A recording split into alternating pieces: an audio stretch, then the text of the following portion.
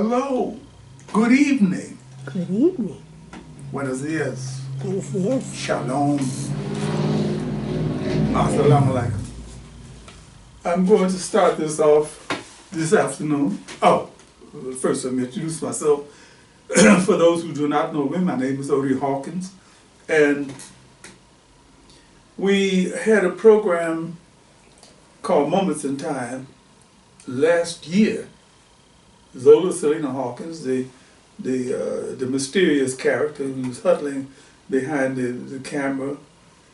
It was called Moments in Time, and we talked about what we could do to steer it away from me just simply reading excerpts from books that I've written. Some of them are behind me, and as this Tuesdays goes on, we'll have more behind me. Last year we started off on Mondays. This time we decided to take it to Tuesdays. We, I think, had a successful year.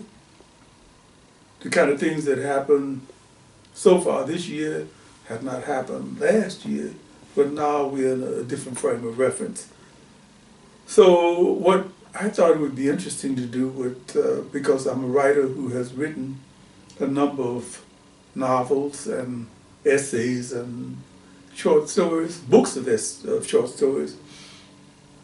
My producer, wife, driver, lover, friend, compañera, decided, hey, why don't we just simply have a sort of like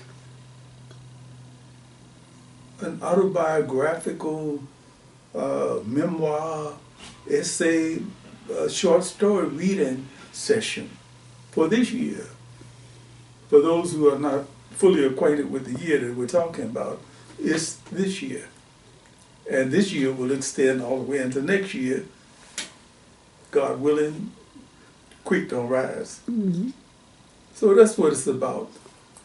And we will have, I think, maybe slightly innovative things happening, as usual, when you're doing something that is totally unprogrammed. Well, don't let me lie. The producer, director, has to cough behind the screen because it is not totally unscripted. I have a script right in front of me. And what I'd like to do, for those who are not acquainted with script writing, I'd like to suggest that when you do programs of this sort, or when you just simply write, do an outline. Okay, let me take it from there. We're in a very hard, emotional time, and we had considered not doing this show, which I won't call a show, but call it. Yes. It. Yes. We had decided, we had almost decided not to do it, but then we talked with some friends who said, no, we need to carry on. Because if you let what is happening with a few maniacs, you'll wind up having a whole civilization destroyed. I'm not talking about Western civilization, I'm talking about our civilization, because we are the civilized people here.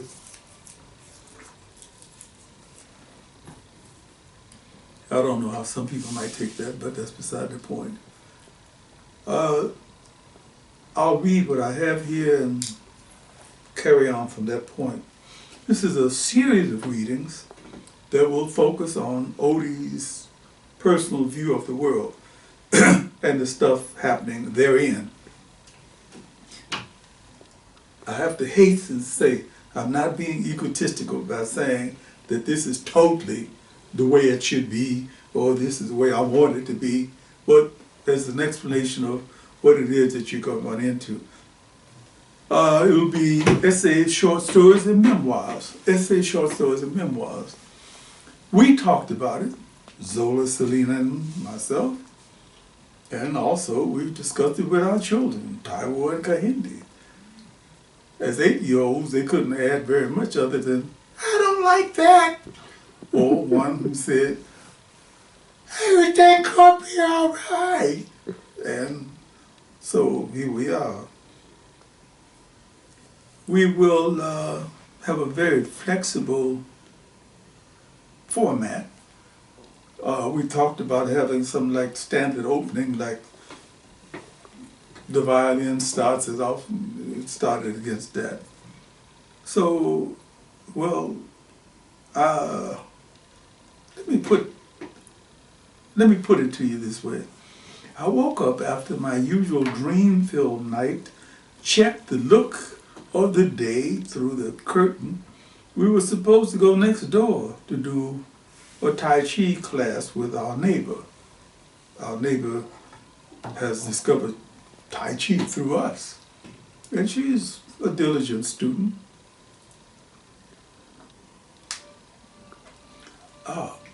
Ice-filled lemonade is so refreshing.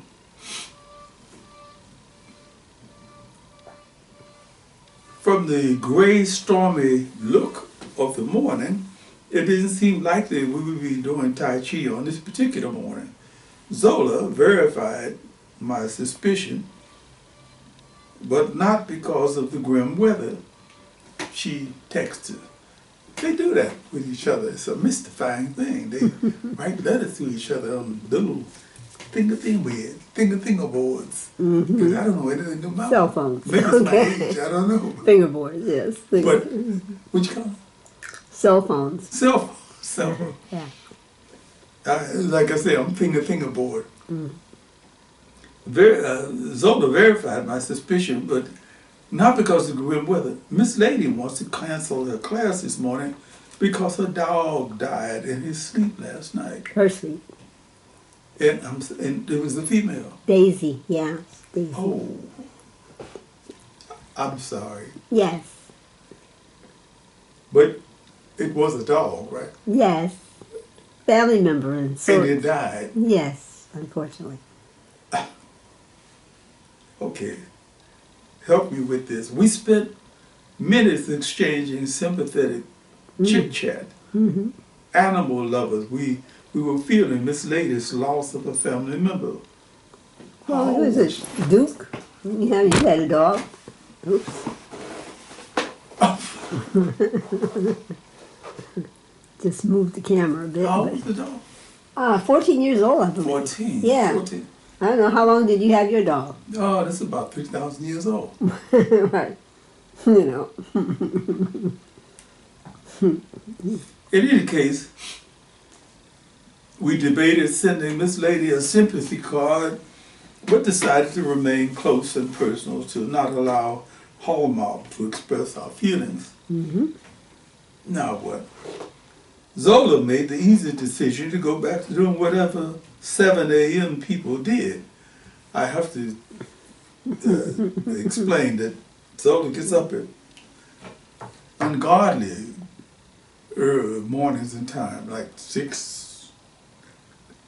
Hear what I'm saying? 6. Or 6:15. And Hopefully no later than 6:30. Things to do. From time to time, I've, been alerted to what that could mean. It means that you watch the sun pop up. Yeah. She decided that's what she wanted to do. I decided to hop back in bed and check out the news. I clicked on some channel, and right there, blasting in front of me, it showed 14 children killed, 2 teachers. Uvalde, Texas. Wow. Okay, everything, I'll put it this way, everything blanked out in front of me because when I saw the information, all I could think of was, well, so here we go again. But there was something else happening. A quick shot of irony forced me to watch and listen to the details. I was living in a place where dogs had a better chance of dying a natural death than children in school. Mm-hmm. Wow. I could never ever think of anything that was so sad and so sick. Well, since the news is all talking about this, I don't have to become a newscaster and say other stuff happening, but as we know, everybody's trying to explain why it is that the police didn't do this and why the shooter did that and why so-and-so should have had access to a war weapon and so-and-so, so-and-so, so-and-so, so-and-so, so-and-so, so-and-so, and hopefully something may be done to curtail these mass killings, but I doubt it. I doubt it. Because if you, and it's not from sheer cynicism, but simply from facts of the matter is that when an industry, the gun industry, gains control of the political throat of the country, it can strangle it. So the NRA is now our government. Come on, let's go out and admit it, y'all. We can complain, we can go here and there, but up until what happens on June the 11th, what happens on June the 11th may turn us around. If it doesn't, we can just simply turn the government over to the Republican NRA cartel. In the same way that the cartel in our neighbor to the south gain control of the country if the NRA cartel is able to gain control of this narrative. Then you don't have to talk about democracy anymore. We don't have to talk about civil rights. All we have to do is just simply start shooting each other as fast as we can. Okay, now, having said that,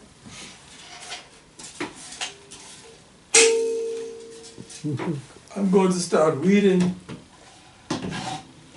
from a series of stories and essays and memoirs, and we're calling this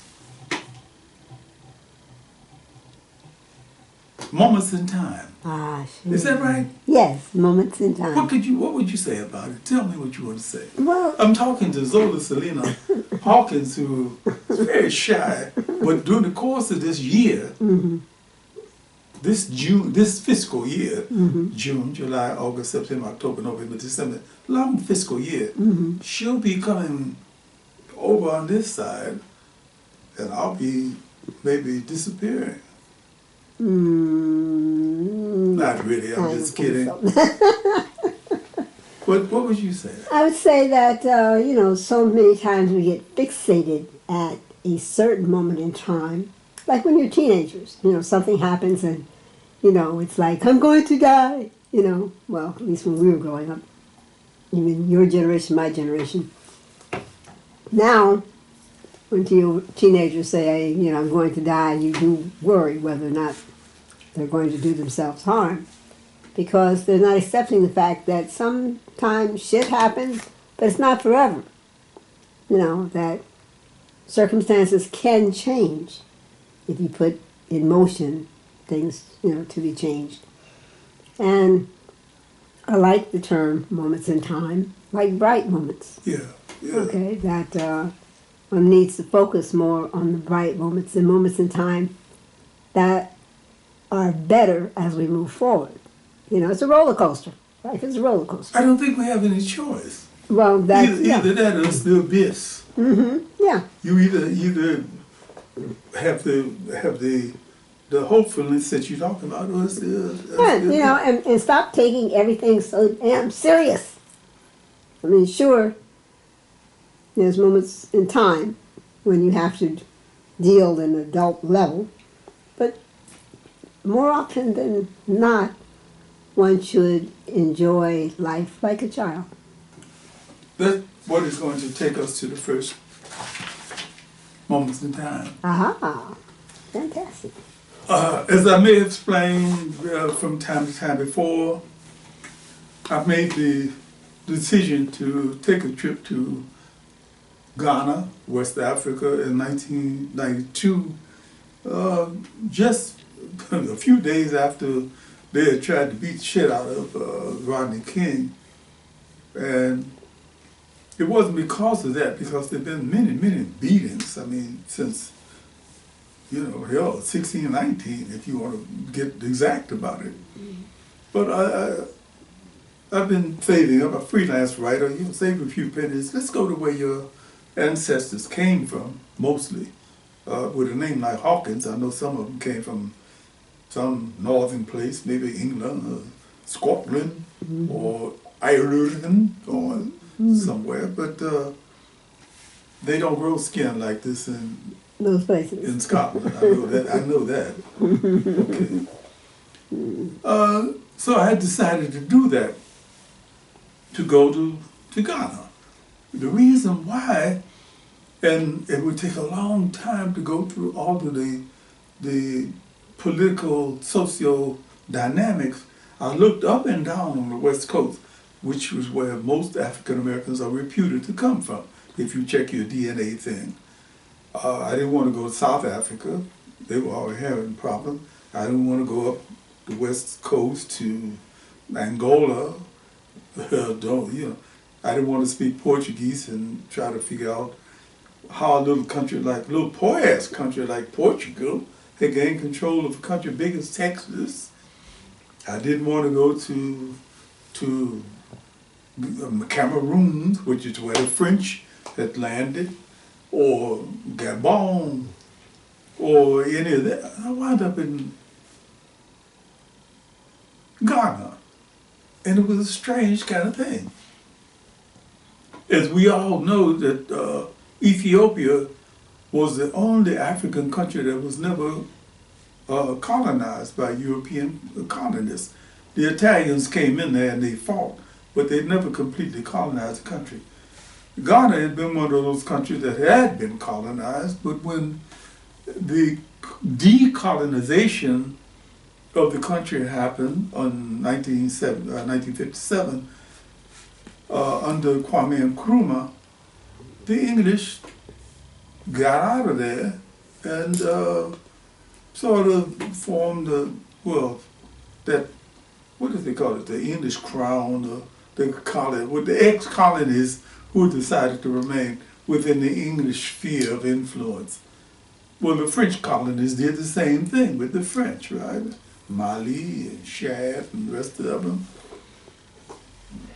But at least in my research, it showed that Ghana in 1957 had resisted becoming just a puppet of England, despite the fact that they were still issuing stamps with the English king and queen on them. So you had to lick the English king and queen if you want to marry that. That's my own personal stuff. After having done this, in addition to that, the countries surrounding Ghana were French-speaking. Côte d'Ivoire to the north, Burkina Faso to the east, Gabon and Togo to the south. No. And there's Ghana right in the middle of it, English-speaking. Okay, having done all of that, I decided, well, I'll go there. In relationship to what it is we're talking about, and I don't mean to belabor the point, but I went in 1992, the States in 1995, 1992, and I was astounded because I was coming from a country where mass killings were almost commonplace. Everybody had a gun. As we know nowadays, in a country of whatever we are, 200 million people, there are more guns than people in this country, more assault weapons.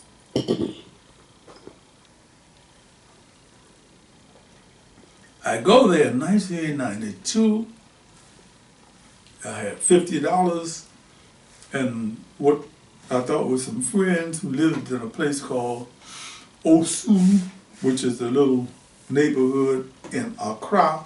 Accra is divided into neighborhoods: Labone, Adabraka, Labadi, La. La, they call it La now. I went there. And the first thing I noticed was the absence of violence. I'm coming from a place where people shoot each other just because. It's not because I love you. What's that thing? They ought to do it another kind of way, like, you know, finish, like in the sign language, finish. 1992, babies, 1992. You know, the smoke was still rising up from LA, and I'm in Accra, Ghana, you know, looking at the scene. The police don't have guns. The police, where are the police anyway? They're directing traffic. What about crime? Well, I looked up one day and there's some people dragging a guy down the street. They, you know, he's bleeding from every known place. And I'm saying, hey, what y'all doing here? He was caught stealing. He was caught stealing in the marketplace. We are beating him and we are taking him to the police.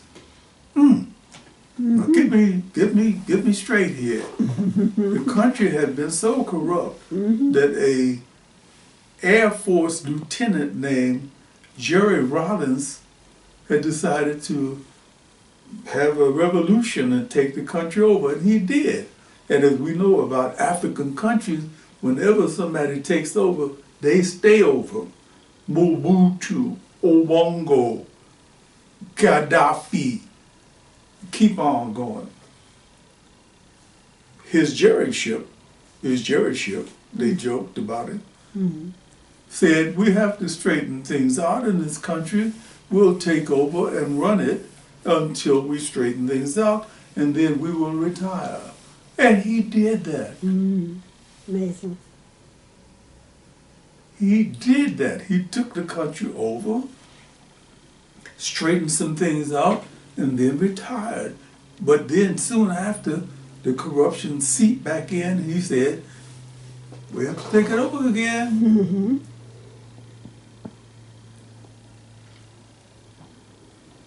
And he did that. When I got there, he was in the second takeover, and he was straightening things out. He was not a perfect man by any means. But when I got there in 1992, there were no tribal wars. I was coming from a place that had established racially divisive perimeters for us. The Latinos were against the blacks were against the whites, the upper class blacks were against the lower class blacks, the upper class Latinos were against the lower class Latino, the newly arrived Europeans were against the old Europeans. I don't want to say this. Shit was fucked up. Shit was fucked up. Okay.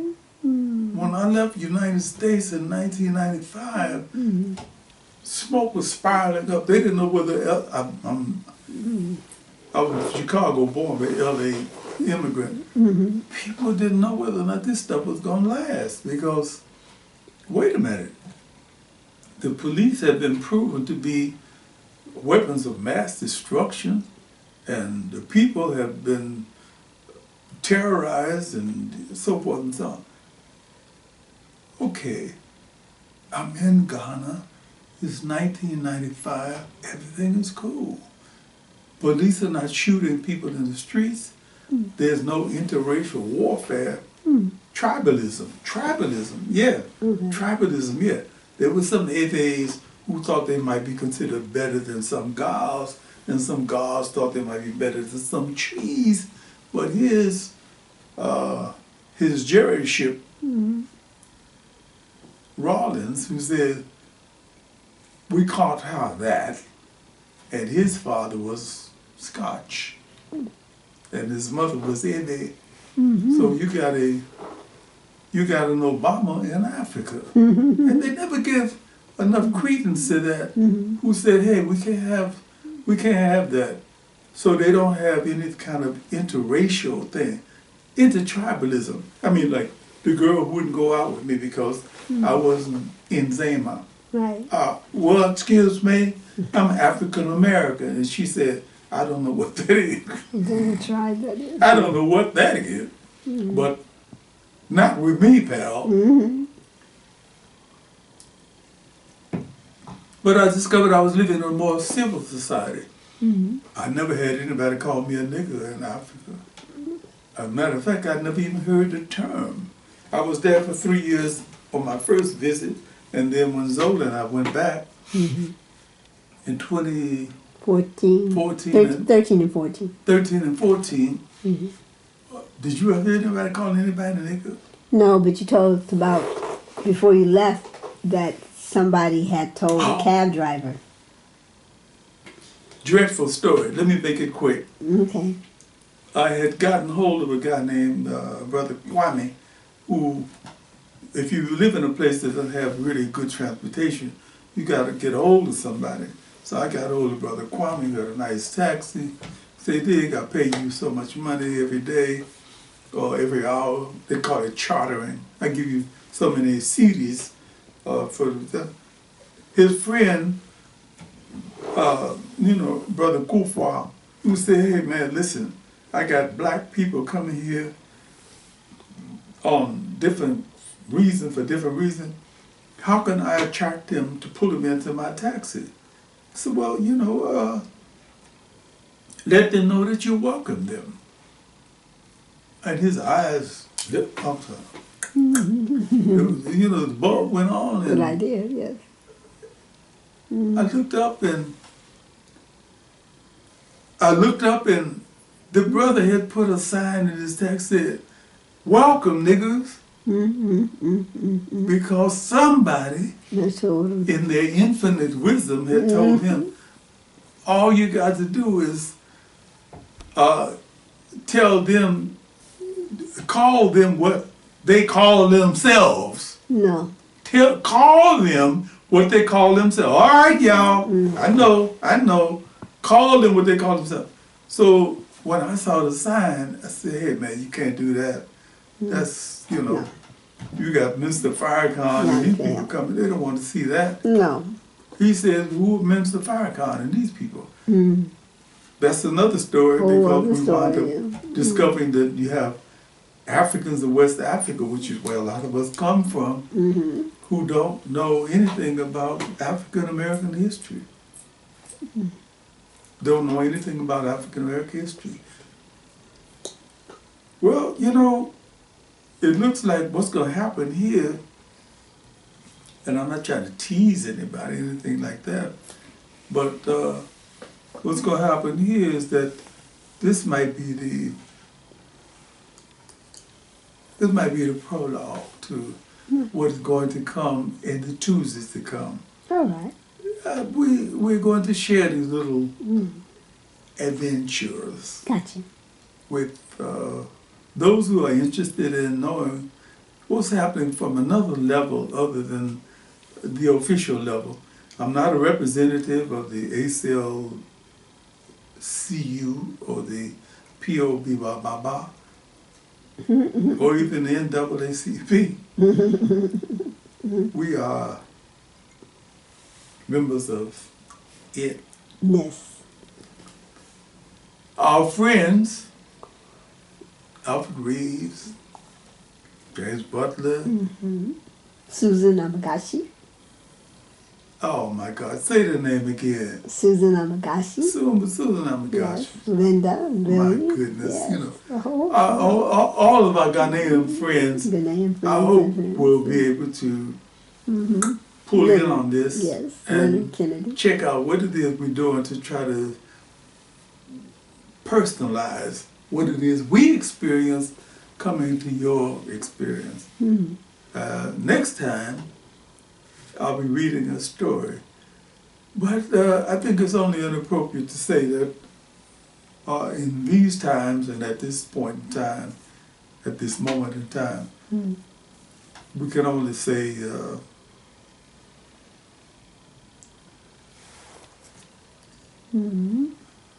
everything is everything. You have maybe 10 minutes of something that you can read? Name it. I don't know what you got there. Name it. Taiwan Kahindi.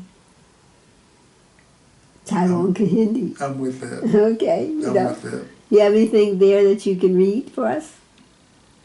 One thing is certain. Next Tuesday. All Next Tuesday. right. Playing politician, don't answer the question. Okay. I've gotten watching television too. All right. Being there. All I can say is next Tuesday, Stay tuned. we'll be back with you. All right. Okay.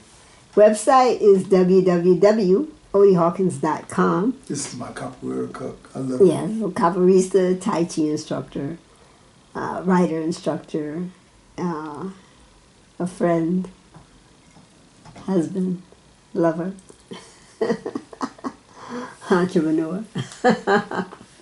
And again, your books can be purchased on Amazon. Oh, what do you say about these books behind me here? Okay, well, there's the books behind you. This first one was the first novel I had published. Right, Ghetto Sketches. I don't want to mention the publishing house because it was such a rotten experience. The first but one. at least they put the book out. Yes, okay.